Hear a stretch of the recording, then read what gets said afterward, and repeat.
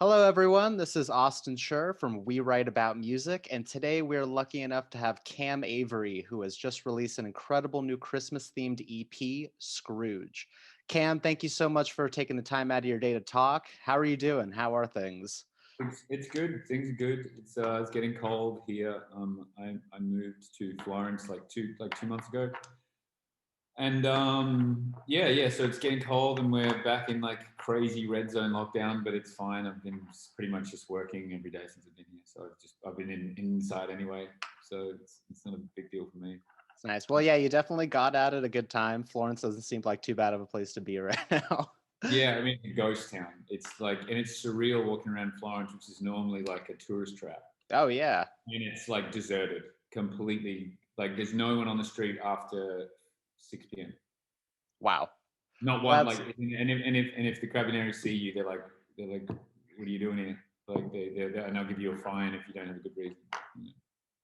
So well, I'm glad that they're actually taking serious, unlike some countries.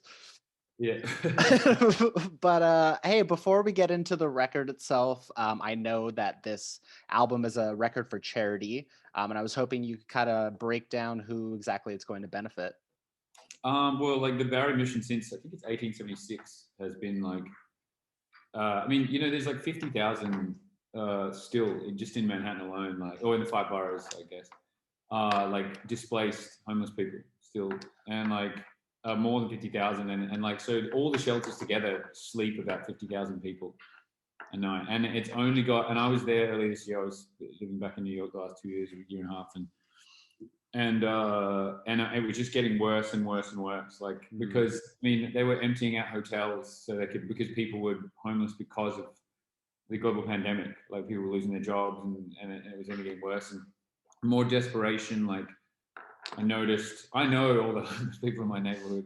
I give them money all the time, and I noticed Right. them getting more agitated and more aggressive and hungry. And then as it got colder, made it even worse. So yeah, so I reached out to the Barry Mission and through friends of mine, and yeah, and so I just felt like I didn't. I felt like it was I mean, I felt like it was the right thing to do because it's.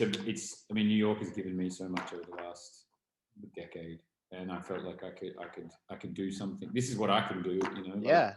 I mean, yeah, everyone's sort of broke and like just getting by this year, but I was like, I know I could, move a couple of units if I make a cheesy little Christmas EP. Well, it's not cheesy, but I would say, I know that you have it listed on Bandcamp. Yeah. So if you happen to be watching this video right now and it might be a Friday, buy it on a Friday so that all of the fees go directly to the mission, correct? Oh, there you go. That's right. I forgot about that. Yes, Bandcamp Fridays. There we go. Well, hey, seriously, that's also great to hear. I know that there are four original songs and two covers on the record.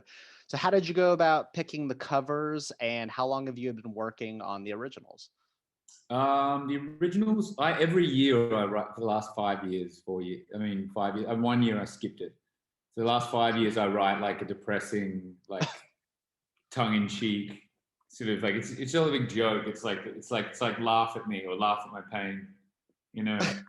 Unfortunately, I've had like girlfriends break up with me just before Christmas. Like I think you can leave me on Boxing Day is about the time. Like my girlfriend broke up with me, and I was like, you can't do it now. And like my grandmother's gonna be devastated. Can you just stay? Can you just pretend?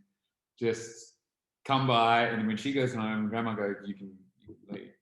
So they're all no, and that's the only one that's the only one that's kind of autobiographical. And I like I blow it up into like Well, yeah. it's not factual. Like I blow it up into like a big thing. Well, you're an Like artist. You're allowed to exaggerate a little bit.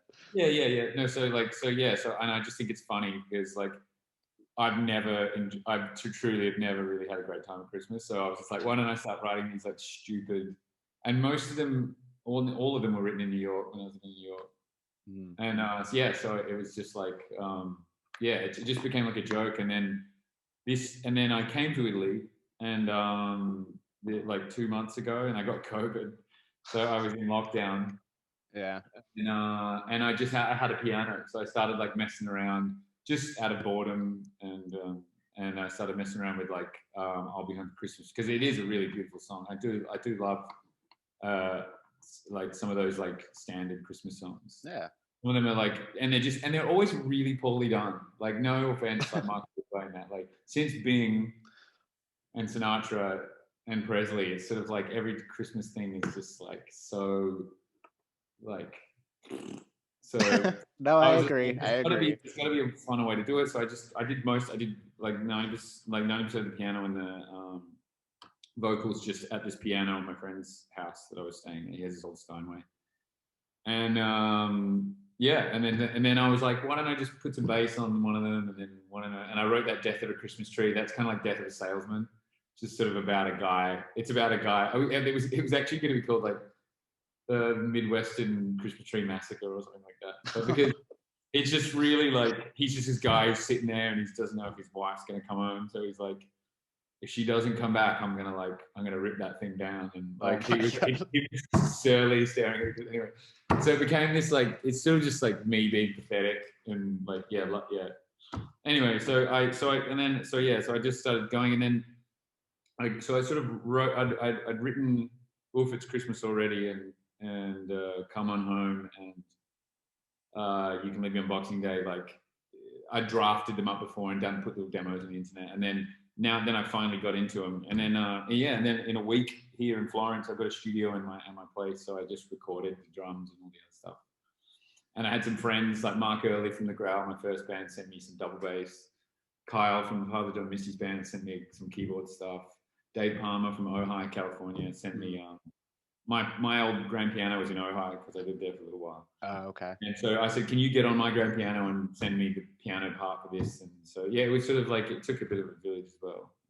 Yeah, I mean, that kind of seems to be the way these days, people just sending files back. And I know it's always sort of been like that in a way, but now you really have to depend on people to help you out in that sense. Yeah, totally. And it's fun. Like, I usually do everything mostly by myself. So it's fun to like, and yeah, because it was for charity and I wanted it, like, yeah. So yeah, anyway, it became really fun. Like, and we started messing around, and my engineer here, Francesco Frilli, he's an amazing engineer that I work with here. Works tirelessly because he's a very slow, methodical, like not slow, but he's a very methodical person. Sure. I'm just like, oh man, let's do this shit. We gotta go. Christmas is around the corner. Yeah. Money, you're not gonna get to the charity in time, man. Come on, let's do it. So I like do it for the kids. My friend Daniele Cavalli was like, "What are you gonna do for artwork?" I was like, "I don't know. I was gonna smash a Christmas bubble on the ground and take a picture of it." And he was like, "No, amore, we have to do it properly." And he's like an insane photographer, so he just went in deep. And it took us like 5 hours, and then he slowed down the shutter speed so it smashed that you could still see it falling. And I don't know. I was gonna say, yeah, the album artwork is beautiful. So I'm glad that you shouted him out because he did an amazing job. Oh man, yeah, he's a genius. He's probably one of my favorite photographers in the world. That's amazing. So how do you usually start a song typically? Does it start with like guitar riff, bass line, lyrics? Lyrics. Like I start with lyrics, I always like write some stuff down, especially with this stuff. It's always like a bit humorous. My sense of humor, I guess. Sure. Not funny to everybody, but like, but yeah. So I like start writing lyrics down, and then usually there's a vocal melody, and then I try and put the chords underneath that. Got it. So it's usually lyrics and then melody and then chords, and then the bass. Generally, I'll put a bass line on it. I usually do drums last. Oh, really? Okay. Yeah. I like, because I think like that's something that I think people should do more when composing, because not necessarily. I think if it's a lyrical song, you need to do that, because sometimes the drums can get in the way of like the flow of the lyrics. So anyway, so I did the drums last, and then I added some like obnoxious guitar and like lead guitar and stuff. So yeah, it was fun. It was fun. It was really fun, and then we mixed the whole thing down to tape. That's why it sounds so crispy. Nice. It's perfect. It's perfect for Christmas. Mm. But yeah, it really is fantastic, and I urge everyone to head to Bandcamp and buy that.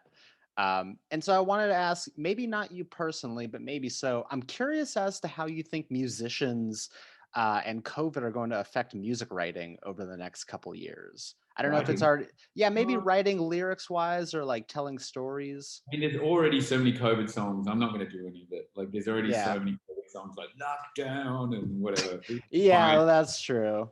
It's fine. Like, it's fine. But like, you can only write what you know. You know. So and people are True. feeling that, and obviously it's a very, very, very universal,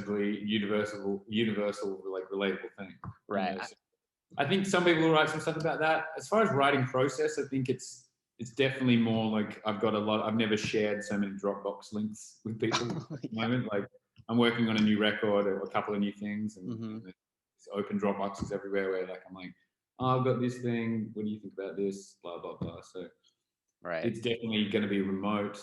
I miss being in the studio. Like Of course. been working with this guy Lewis Offman. I call him a kid because he's 10 years younger than me.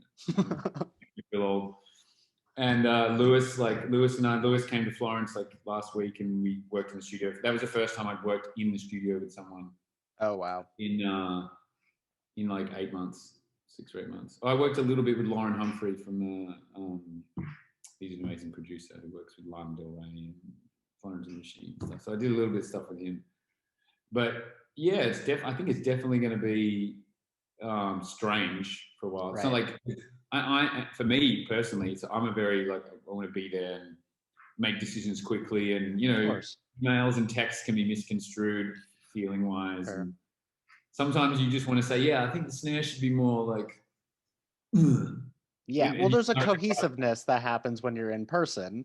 And hmm, instead of having to wait a week, for example, to get, an idea back or for someone to, you yeah. can just do it I completely understand. It's got to be Yeah, difficult. yeah. So like, I think I don't. I mean, it's hard to tell. I mean, it's hard. I mean, I guess everything is hard to predict anything right now. Right.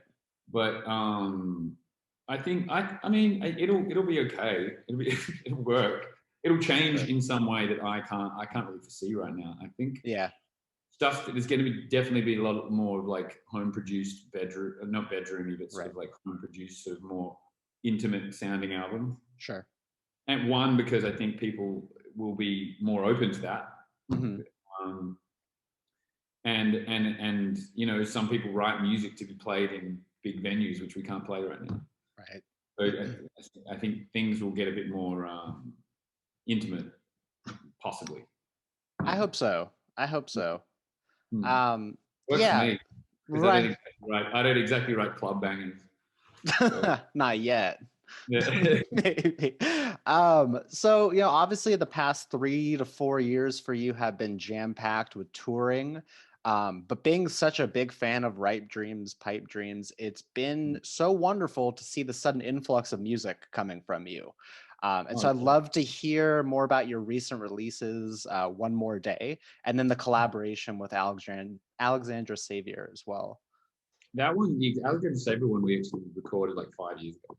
Oh, We used to be neighbors when I lived in LA for a while, and she's my favorite singer like on the planet. And she's very and I was like, talented. yeah, so I wrote that song, and I was like, I need a female part, and she lives like 5 minutes. So I was like, do you want to come around? And yeah, we cut that whole thing live. Like that's like Zach Dawes on bass, Evan Weiss on guitar, James Ford from the Shadow Puppets playing drums, Oh, wow. Nice. and Dave Palmer playing piano. And we cut the vocal live as well. Like it was like an old Oh, school session where we did everything live, like just two mics in front of one another, sort of trying to feel each other out. It was like and find those harmonies and stuff. She's just such a fun person to sing with. So that one was like 5 years ago. One More Day thing came about in like August, late August, I think. mhm. I was like, I was just messing around with some chords and stuff that I had, and then my friend was like, who works at the Soho Grand was like, why don't you do a song? There's a piano in the penthouse. Why don't you do a song up there? Like, and I was like, yeah, I'd love. That's a cool idea. Like, just record a whole song in the. So I just took a drum machine, my guitar, and I used the piano. And It's easy enough. yeah, and so I recorded that one there, and that was just about an experience I had in New York. Um, and yeah. So that one, like, I finished mixing here, but I'd recorded in a day. I did that in a day, at the Soho Grand in the hotel room, and it was just something fun. You work fast. Yeah. Kind of 4 years since I've done an album. Sure. Well, that's okay though. But okay, so was one more day like indicative of a new sound for you? I know you mentioned you have, Yeah, something on I the mean, way. kind of. Yeah. I've been experimenting. I've been like sort of playing with uh, lots of different stuff. I actually just sort of on the weekend I sort of had a breakthrough with Lewis Hoffman, who I've been working with. I wrote a song when I got here, like 2 weeks into me being here, and I've been using an MPC sampler, and I've been using some synths and stuff like that, which is very strange for me. I don't even know really how they work. I didn't know how they work, Sure. except for the stuff I use in Tame.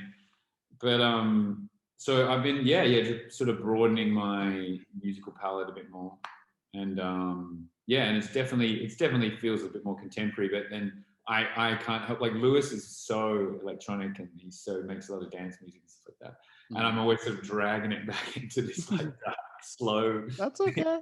You're in your own realm. You know what you're comfortable with, I mean, and you're good. that's the whole joy of collaborating with people. But Yeah, definitely, it is kind of, I guess, one more day is kind of it's more of a signpost of where things are going. sure. I just spent a whole day in the studio making drum samples with Francesco. So, like, for my new album. So and I've got like all those songs written for that one. So I'm Okay. just recording those songs now. There's a new album on the way. So Well, I'm very excited because Ripe yeah. Dreams has been my Sunday morning listen for the past Oh, 3 or 4 really? years. Oh my Cool. God, Hopefully, hell yeah. this one might be a bit more of your Saturday night thing. Hopefully. So That's okay. You got to yeah. have different albums for different days. So I'm into it. So that one's going good. I've been working on that. I've been working lots in film. I shot a film a couple of years ago with Mike Bennett in driving across America. Oh, And so there'll awesome. be a release next year of me. I've scored that film, so another release will be my original music over the top of, with vocals and everything, at the top of this like short film that we're editing right now. And so I've got a lot of songs. So hopefully next year I can put all of them out. Perfect. Well, assuming touring is back, definitely love to see it in person. Yeah. I Hopefully. mean, even so, I'm definitely have been trying to put more stuff on. I'm so bad at social media. It looks like you've been pretty active lately, though. Yeah, my publicist gave me a kick up the ass and was like, you gotta be online right now, Get Kevin. to it. Like, there's no more road dogging anymore. It's just like those days are True. over now. So That's too funny. So yeah, I did my first Instagram live, I think in May or something like that, or June. I can't remember, but I did one this year, and I was just like, how do I work this? For the first 3 minutes I was live, I didn't know I was live. Oh God. And I saw these like hearts coming up, and there's like a screen grab someone took of me and going like, Oh like, God. am I live? That's so funny. Yeah. Yeah, it's nerve wracking. It's just like, what if you say the wrong thing, or whatever. Yeah, well, that's what I said. I was like, but then my friends laughed at me. They're like, so you can stand on stage in front of 20,000 people, but you're scared of Instagram? I'm like, yeah. Yeah, pretty much. Yeah. The lights blind the rest of the people, so it's like you're playing by yourself. That's so funny. That actually brings me to my next question, though. As far as being a musician, you're kind of in an interesting position here because you've played some of the biggest music venues on earth, but you've also played, tons of like little dive bar spots as well. What do you Yeah, enjoy? What do you enjoy about both? I feel very, very lucky to have been able to do both. Like, Yeah, I love playing small venues. I really, for my stuff anyway. of course. And that came from just years of me doing that. Like, when I didn't have any money, when I was young, I would just tour. I would just play anywhere for whatever. Mm-hmm. And I love barroom playing. Like I love like requests. I love the drunk guy who doesn't shut up. I love like you sort of you. Not me, and I'm not very good at it. But the best ones, like if you think about like Tom Waits and things like that, and people like that, like that's where you sort of cut your bread as like a I guess a troubadour of sorts. You kind of like you learn to like Tom Waits is like half of his sets like stand up comedy. That's not bad. Nothing wrong with that. You got to like entertain, Yeah, well, you are an entertainer, so. Well, yeah, I try to be. So I love playing. I love playing small little venues. Like when I get to tour, I did a tour a couple of years ago completely by myself with no tour manager, a sound guy, and a merch person, which is me in a band, me in a Volkswagen, and had a piano and a guitar, and I just drove around Europe by myself. That's amazing. And it was fun, yeah. And I just come off like a big Tame tour, which is like 30, 40 crew and like I can't even imagine.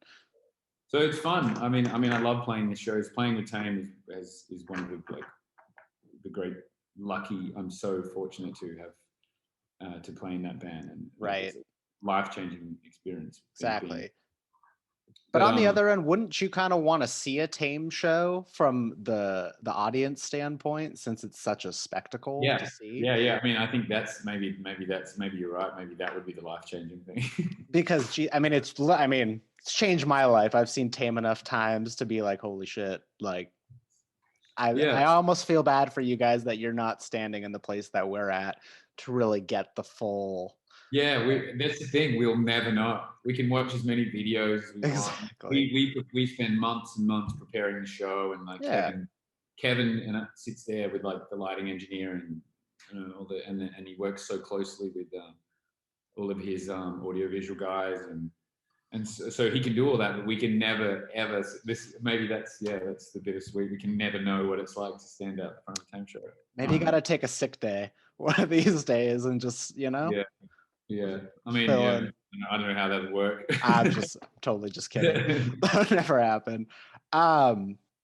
Let's see here though. So of all your years touring, and you've been on a lot of different tours with a lot of different bands, big and small, who's kind of been the standout for biggest prankster? Prankster? Like who's playing the most jokes? Who's screwing around the most? The bass player in my solo band is the funniest, hands down, the funniest person on earth. Yeah. He's like the only person that's still like, I have to tell him to stop. Like I like cry with laughter with him every day. Like even if I'm in a bad mood, like if I'm in a stinky mood, we've been friends since we were teenagers. Sure. And if I'm in a stinky mood, he'll like always find a way to like make me to cheer me up and like fuck with everyone. Like I'm smiling, like laughing now. What was his name? Mark Early. He's an upright bass player. He's probably one of the best upright bass players if not the best upright bass player I've ever played with. Awesome. And he plays in my solo band. He played in the Growl when we were younger, and we have a lot of fun together. Mark is the biggest prankster of all in life. I think if you ask anybody, anybody that knows, he's just having fun with it. Yeah. Like even so, like this. You remember when you could leave like Skype if you missed someone, you could leave a message. Like an away message or something? Yeah. Like if he would miss me, he would spend 10 minutes just going like this. Cam. Oh yeah. Cam. Like, he would like 10 minutes of his day just doing that. And the funnier the more he did it, the funnier it got. Anyway, he's so fun. Only a best friend would do that. Only a best friend that knows your style of comedy would get it. Yeah. That's too funny. So I know a lot of your inspirations draw from like, Frank Sinatra and Dean Martin and people along those lines. Are you trying to like model your sound after them? Or are you trying to go for something more original? It's so funny that it came out that way. And never, I never meant, everyone takes away from music what they want. Sure. Which is the beauty of it, But no, I think I love Lee Hazelwood. He's amazing. Okay. He's like one of my favorites. Tom Waits is my absolute all-time favorite. But the Frank Sinatra thing came from, I think it's just, and I recorded that last album like in those rooms. Like we did the strings where they did Psycho. Oh wow. For Psycho, and I was working in some of the best studios in Hollywood at the time, and so that sound. And we were working with, like timpani players and 16-piece strings. And so that's where it all sort of came from. And I was getting so ambitious with it. I was just like, yeah, let's do this, let's do that. Probably the most expensive journal. Right. Ever. So like, I mean, I love Frank Sinatra. I adore Frank Sinatra. But I think I always try to like throw it off balance. So, Of course. Like if something's sounding too derivative, maybe, or something that's, to me anyway, it's because it's all just me, what I'm thinking. If something sounds too derivative, I will always try and throw it off balance a little bit. Right. Well, it's But not. and those cliches happen. Like, why not put them? They're cliches for a reason. That's why you use the big band, and that's why the big string orchestra and stuff like that. But I still love classic sounds, but I'm always trying to figure out a way to like mess with it a little bit, I guess. Does that answer your question? It's good enough. Yeah. I'm not gonna push you on it. Don't worry. Yeah. But yeah, I do love Frank Sinatra. So. Sure. And as far as like your, I suppose like everyday listening, has there been anything that's come out in 2020 that's you've kind of had your eye on, or different artists that you want to shout out? I listen oddly, like every day I listen to like Earl Sweatshirt. I listen Okay, I to, was not expecting that answer. I love that stuff. I listen to a lot of like all like sort of like 70s soul stuff. Mm-hmm. Recently anyway. I went through a patch where I was listening to Blonde, Frank Oh, Ocean, okay, sure. every single day. I don't know. I listen to the same thing. It frustrates all my friends. I listen to the same shit over and over and over and over again. Like I remember Tyler the Creator. Tyler the Creator's album. I'm smashing that album this year. Igor, right? Or was that? Yeah, that's like Yeah, one of my yeah, favorite yeah. albums this Yeah, it's year. pretty production wise. It's like insane. Yeah. I mean, he's incredible. Yeah. But yeah, I've been listening to that Earl Sweatshirt stuff.